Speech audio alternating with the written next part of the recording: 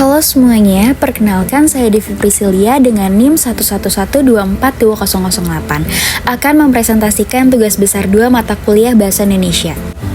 Bahasa merupakan instrumen utama dalam komunikasi dan penyampaian pengetahuan di Indonesia. Bahasa Indonesia tidak hanya berfungsi sebagai alat komunikasi nasional, tetapi juga memiliki potensi besar sebagai bahasa ilmu pengetahuan. Di tengah arus globalisasi dan dominasi bahasa asing, khususnya bahasa Inggris dalam bidang akademik dan teknologi, muncul pertanyaan penting. Sejauh mana bahasa Indonesia mampu menjadi penghela, pembawa, pendorong ilmu pengetahuan bagi masyarakat Indonesia? Pertanyaan ini penting dikaji untuk memastikan bahwa transformasi ilmu pengetahuan dan teknologi dapat menyentuh seluruh lapisan masyarakat tanpa hambatan bahasa. Sejak diresmikan sebagai bahasa nasional pada Kongres Pemuda II tahun 1928, bahasa Indonesia telah memainkan peran strategis dalam menyatukan keberagaman etnolinguistik bahasa Indonesia. Namun, perkembangan ilmu pengetahuan dan teknologi iptek kerap lebih banyak difasilitasi oleh bahasa asing, sehingga menciptakan kesenjangan pemahaman antara kalangan akademisi dan masyarakat umum. Kondisi ini diperparah oleh rendahnya jumlah karya ilmiah bahasa Indonesia yang bermutu tinggi serta dominannya penggunaan bahasa Indonesia dalam jurnal internasional, buku tes akademik, dan dokumentasi teknis. Ketimpangan ini berpotensi melemahkan akses masyarakat Indonesia terhadap informasi dan inovasi teknologi terkini. Alasan saya memilih topik ini karena urgensi strategisnya dalam pembangunan nasional. Dalam era revolusi industri 4.0 dan transformasi digital, penyebaran ilmu pengetahuan harus bersifat inklusif. Bahasa Indonesia sebagai bahasa nasional harus mampu beradaptasi dan menjadi jembatan antara kompleksitas ilmu pengetahuan modern dengan kebutuhan pemahaman masyarakat. Penelitian ini juga didorong oleh semangat Undang-Undang Nomor 24 Tahun 2009 tentang bendera, bahasa, dan lambang negara serta lagu kebahasaan yang mengamankan penggunaan bahasa Indonesia dalam bidang ilmu pengetahuan dan teknologi. Masuk ke pembahasan topik yang mendalam. Yang pertama, bahasa Indonesia sebagai wahana intelektual.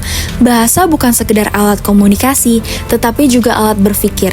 Oleh karena itu, pengembangan bahasa ilmiah dalam bahasa Indonesia sangat penting agar masyarakat dapat membangun kerangka berpikir ilmiah yang berbasis pada bahasa ibu mereka. Hal ini selaras dengan teori Sapir-Whorf hipotesis yang menyatakan bahwa bahasa membentuk cara manusia memahami realistis. Yang kedua, penggunaan bahasa Indonesia dalam pendidikan tinggi.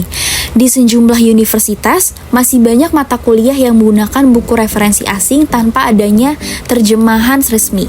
Hal ini menciptakan hambatan linguistik bagi mahasiswa. Idealnya, setiap pengetahuan asing perlu dialih bahasakan secara cermat agar dapat memahami dan dikontekstualisasikan ke dalam bahasa Indonesia. Yang ketiga, produksi karya ilmiah berbahasa Indonesia. Meskipun penulisan ilmiah internasional penting untuk pengakuan global, karya ilmiah berbahasa Indonesia memiliki peran vital dalam mendiseminasikan ilmu kepada publik domestik. Pemerintah melalui Lembaga Ilmu Pengetahuan Indonesia (LIPI) dan Badan Riset dan Inovasi Nasional (BRIN) didorong untuk memperkuat jurnal-jurnal nasional berbahasa Indonesia yang bermutu. Yang keempat, bahasa Indonesia dalam teknologi dan digitalisasi. Teknologi dapat menjadi penggerak utama penyebaran iptek berbahasa Indonesia, seperti pengembangan chatbot, aplikasi pembelajaran, dan sistem informasi berbasis bahasa Indonesia. Namun, ini juga memerlukan pelibatan ahli bahasa teknologi dan pendidikan untuk menciptakan sistem linguistik yang adaptif terhadap istilah teknis asing. Adapun data pendukung dan argumentasi. Yang pertama, data UNESCO 2022. Indonesia termasuk negara dengan tingkat literasi ilmiah menengah ke bawah di Asia Tenggara. Salah satu faktornya adalah kurangnya akses terhadap informasi iptek dalam bahasa yang mudah dipahami. Yang kedua, Kementerian Pendidikan dan Kebudayaan pada 2022. Hanya sekitar 30% jurnal nasional yang menggunakan bahasa Indonesia dalam penyusunan konten utama. Ini menunjukkan dominasi bahasa asing dalam dunia akademik. Yang ketiga, survei bahasa Indonesia pada 2021 menunjukkan bahwa lebih dari 70% guru dan siswa SMA merasa kesulitan memahami konsep-konsep sains jika hanya disampingkan dalam bahasa asing tanpa padaan bahasa Indonesia.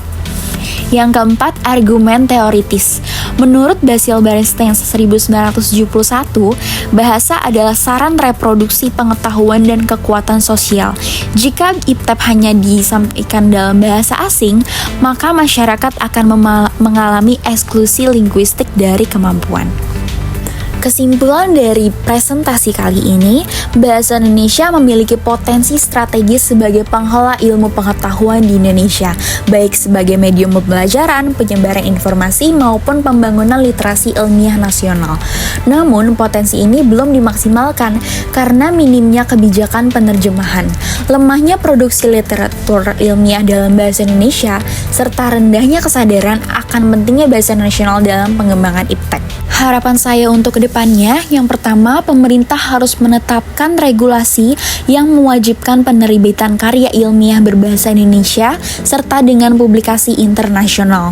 Yang kedua, lembaga pendidikan wajib memperkuat program literasi ilmiah berbasis bahasa Indonesia, termasuk pelatihan penulisan akademik.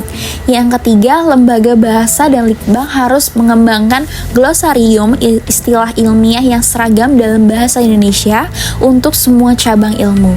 Yang keempat, teknologi AI dan digital harus dimanfaatkan untuk mempercepat proses penerjemahan dan penyebaran konten ilmiah. Adapun harapan utama dari tulisan ini adalah agar bahasa Indonesia tidak hanya menjadi lambang identitas, tetapi juga menjadi sarana utama kemajuan ilmu pengetahuan dan teknologi bahasa Indonesia menuju masyarakat yang cerdas, inklusif, dan berdaulat secara intelektual.